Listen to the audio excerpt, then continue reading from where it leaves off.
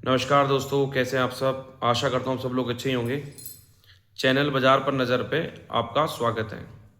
अब बात कर लेते हैं 8 जून निफ्टी 50 में क्या रह सकता है। मंडे हमें बाज़ार में क्या देखने को मिल सकता है। तो फ्राइडे बाज़ार काफ़ी गिरकर बंद हुआ। 23,516 के आसपास से बाज़ार ने रेजिस्टेंस लिया और मैंने फ्राइडे में सुबह मॉर्निंग में एक वीडियो बनाया था जिसमें रेजिस्टेंस 23,500 से लेके 600 के बीच में था और कहा था सेफ बाज़ार के अंदर सेफ सेल है। यहाँ आप पुट बाय कर सकते हैं, फ्यूचर शॉर्ट कर सकते हैं, कॉल सेल कर सकते हैं। टारगेट 2 से 3 दिनों के अंदर आपको देखने को मिल जाएंगे। 23,400, 23,300, 23,200, लगभग 23,366 के आसपास, 300 कुछ का लो बनाया है निफ्टी ने और 366 के आसपास बंद हुई है।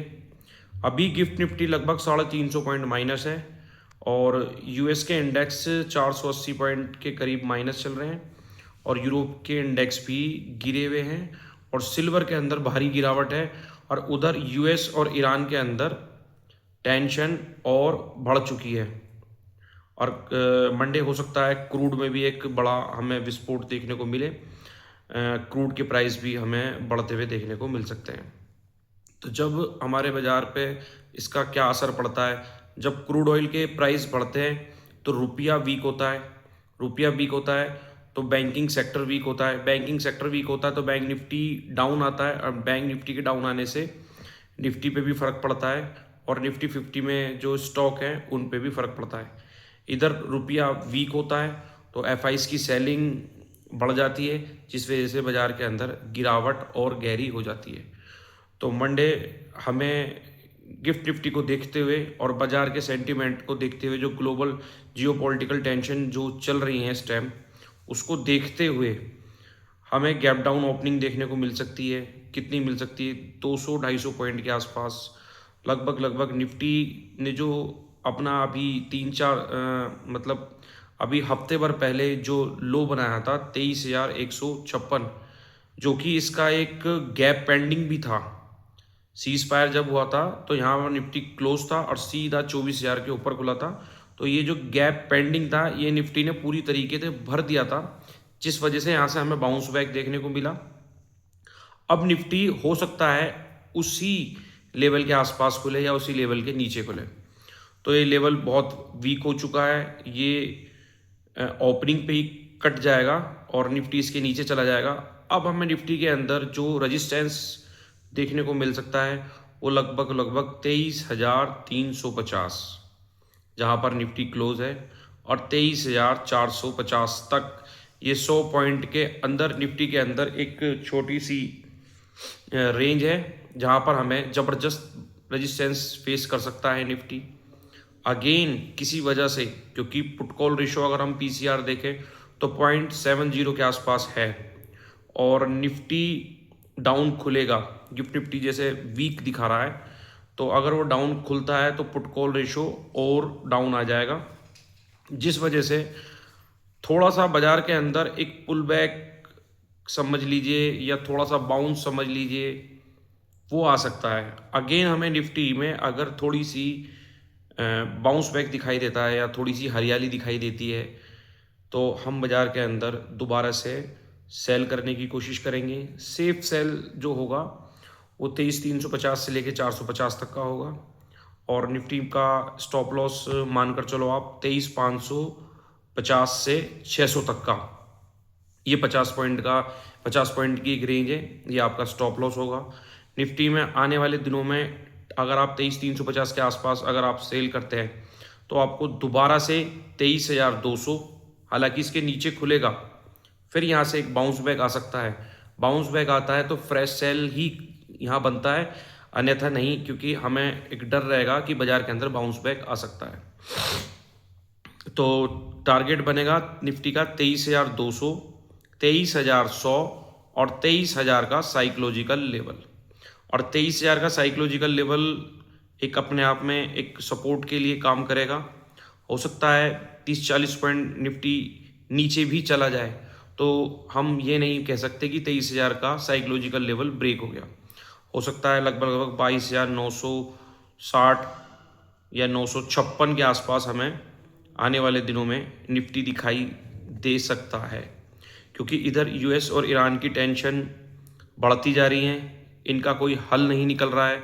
उधर स्टेट ऑफ हॉर्मोन्स को पूरी तरीके से बंद किया हुआ है, जिसकी वजह से क्रूड ऑयल के प्राइस बढ़ सकते हैं। ऑयल की और गैस की हमारे देश में समस्या ऑलरेडी चल रही है। इधर आरबीआई ने भी रेट ऑफ इंटरेस्ट ना ही कट किया है ना बढ़ाया है। अब आरबीआई का जो बाज़ार के अंदर एक इम्पैक्ट था कि कुछ आ सकता है बैंकिंग सेक्टर के लिए, वो भी ऐसा कुछ नहीं है, वहाँ से भी न्यूज़ कोई ऐसी खास नहीं आई है। तो बाज़ार के अंदर गिरावट की ज़्यादा हमें देखने को आने वाले दिनों में मिल सकती है। नेक्स्ट एक्सपायरी तक बाज़ार लगभग ये मानकर चलो, जो आज से महीने भर पहले निफ्टी ने एक लो बनाया था 22,182, हो सकता है निफ्टी उसके पास जाने की कोशिश करे। तो आपको मैंने बता दिए हैं कि आपको क्या करना है। निफ्टी के अंदर टारगेट दे दिया है, स्टॉप लॉस दे दिया है, एंट्री बता दी है कि किस जगह फ्रेश सेल मान सकते हैं। हो सकता है बाज़ार काफ़ी बड़े गैप डाउन से खुल जाए, तो वहाँ से थोड़ा बाउंस आ जाए, तो ही हम इसमें पुट में या फ्यूचर शॉर्ट कर सकते हैं या कॉल सेल कर सकते हैं। अगर किसी वजह से बाज़ार डाउन खुलता है, फ्लैट खुलता है और नीचे चला जाता है, तो हम इंटरेस्ट नहीं लेंगे, क्योंकि बाज़ार के अंदर कहीं से भी एक रिकवरी देखने को मिल सकती है। फ्राइडे अच्छी बाज़ार के अंदर गिरावट थी, और आप लोग ये सोच रहे होंगे कि ये तो नेगेटिव बात करता है, हमेशा बाज़ार को गिराने की बात करता है। तो मैं आपको एक बात बता दूं, बाज़ार फ़िलहाल डाउन ट्रेंड में चल रहा है। बाज़ार से मतलब मेरा निफ्टी का है। निफ्टी फ़िलहाल अभी डाउन ट्रेंड में चल रही है, तो मैं एक फ्रेश जो सेल होती है, फ्रेश सेल जो है वो तलाशने की कोशिश करता हूँ कि हमारी कहाँ पर सेफ रहेगी। तो इसलिए मैं आपको फ्रेश सेल का लेवल दे रहा हूँ। निफ्टी अभी वीक है, निफ्टी की जड़ में मंदी है। और बात कर लेते हैं सिल्वर की। सिल्वर लगभग 2,62,000 से गिरते गिरते 2,48,000 के आसपास आ चुकी है। हो सकता है मंडे इसके अंदर भी गैप डाउन हमें देखने को मिले, और इसमें अगर आपको 2,40 या 2,42 के आसपास का लेवल आने वाले दिनों में मिलता है, तो आप यहाँ से फ्रेश बाइंग कर सकते हैं। अब ये बाइंग आप ETF के ज़रिए कर सकते हैं, SIP के ज़रिए कर सकते हैं, फिजिकल में आप सिल्वर को बाय कर सकते हैं, या आप MCX पर सिल्वर के इंडेक्स में बाइंग करके रख सकते हैं। आने वाले दिनों में अगेन सिल्वर में हमें एक उछाल देखने को मिल सकता है। अगर आप फिजिकल लेकर रखते हैं तो वेल एंड गुड, उससे तो बढ़िया कोई चीज़ ही नहीं है। साल भर का आप लगभग अपना व्यू रखिए। ये 2,62 के ऊपर चली जाएगी, हो सकता है हमें 2,70 2,75 के लेवल भी आने वाले दिनों में मिल सकते हैं। सिल्वर इतनी गिरने वाली चीज़ नहीं है। अभी फ़िलहाल सिल्वर के अंदर डॉलर के प्राइस इंक्रीज होने की वजह से सिल्वर के अंदर हमें दबाव देखने को मिल रहा है, और इधर जियोपॉलिटिकल टेंशन की वजह से सिल्वर में गिरावट है। तो सिल्वर के अंदर आप बाय कर सकते हैं। और इंडियन स्टॉक मार्केट के अंदर जो आपको लार्ज कैप स्टॉक अच्छे लगते हैं, अब थोड़ा समय आ गया है कि आप उन पर ध्यान दें।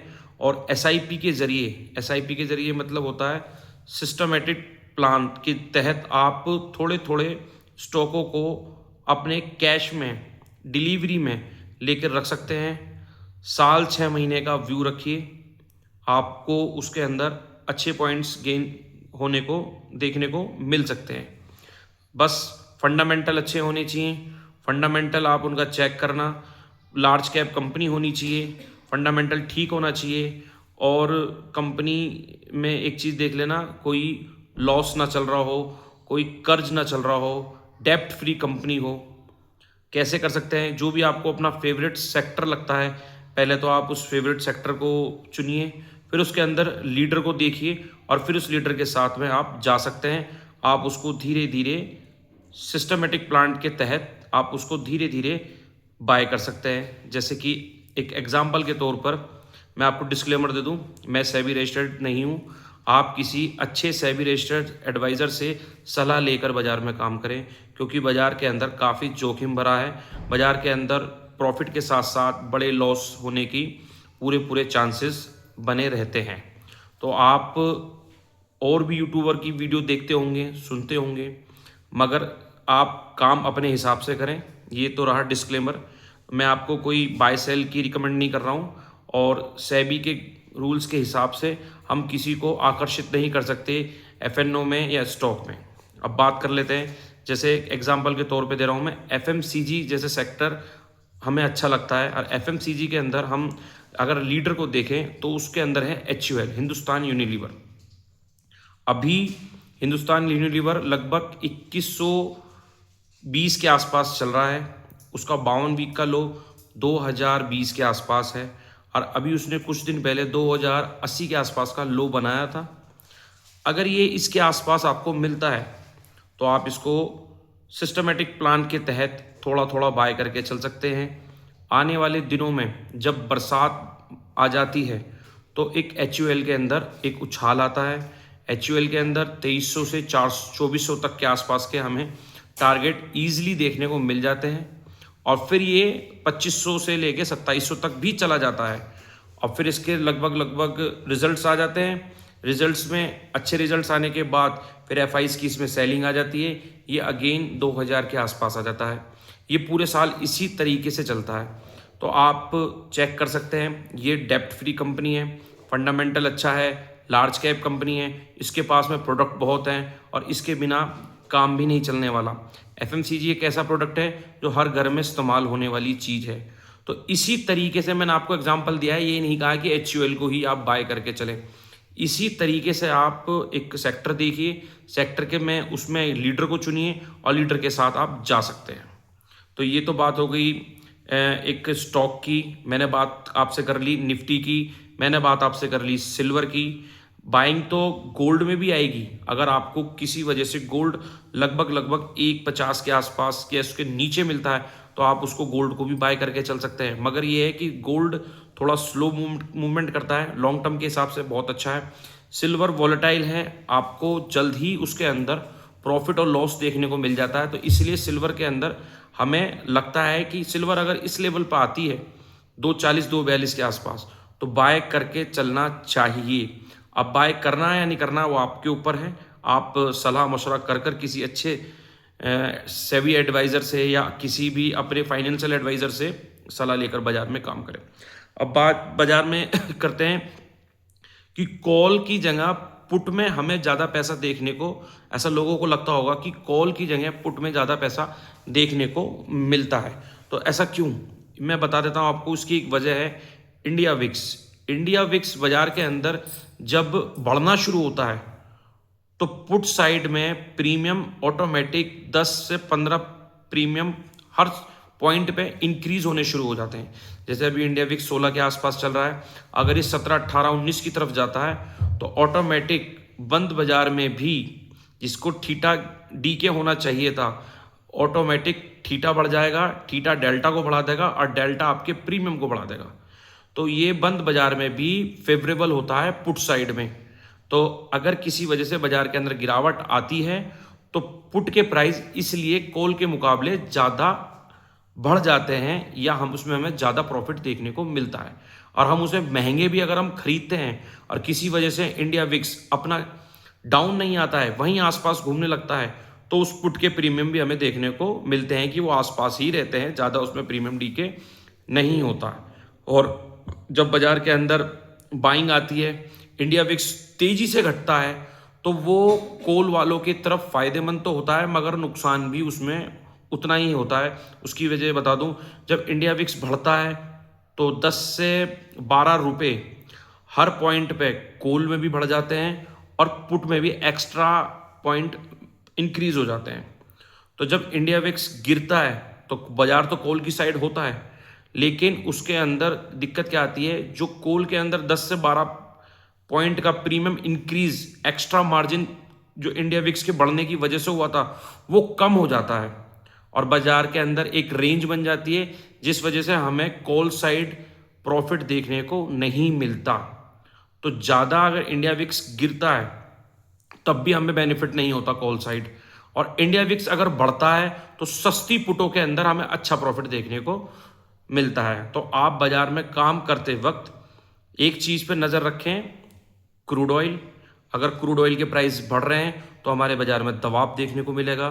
कुछ सेक्टर ऐसे हैं जो इसके बढ़ने से नेगेटिव इफेक्ट देते हैं, जैसे कि बैंकिंग सेक्टर और पेंट्स और कुछ ऑयल कंपनियां भी नेगेटिव इफेक्ट उसमें हमें देखने को मिलता है।